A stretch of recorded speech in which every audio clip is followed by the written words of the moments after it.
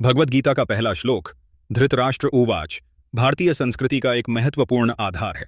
इस श्लोक में धृतराष्ट्र, जो कि अंधे राजा थे, कुरुक्षेत्र के युद्ध के मैदान में अपने पुत्रों की स्थिति के बारे में पूछते हैं। उनके सवाल का अर्थ है, हे संजय, जिनके लिए यह युद्ध किया जा रहा है वे क्या कर रहे हैं।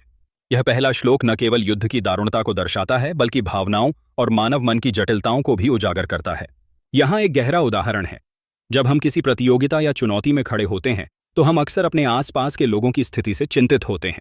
धृतराष्ट्र का पात्र हमें यह सिखाता है कि संकट के समय में अन्य लोगों की संभावनाओं और संघर्षों को समझना कितना आवश्यक है। यह हमें सामूहिक रूप से आगे बढ़ने की प्रेरणा देता है।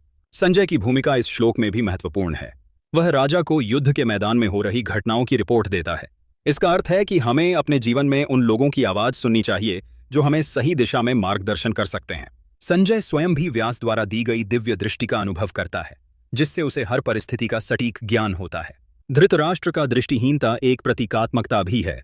यह हमें यह सिखाता है कि कई बार हम अपने आसपास की वास्तविकता को नहीं देख पाते, जैसे किसी श्रमिक का अपनी मेहनत के बाद अपने अधिकारों के प्रति अनभिज्ञ रहना। यही कारण है कि हमें जागरूक रहना चाहिए और अपनी मानसिकता को खोलना चाहिए।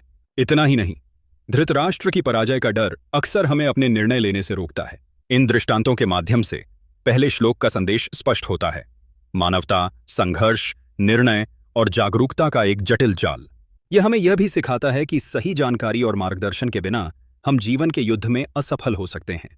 इसलिए हमें हमेशा सचेत रहना चाहिए और अपने भीतर की दृष्टि को विकसित करना चाहिए।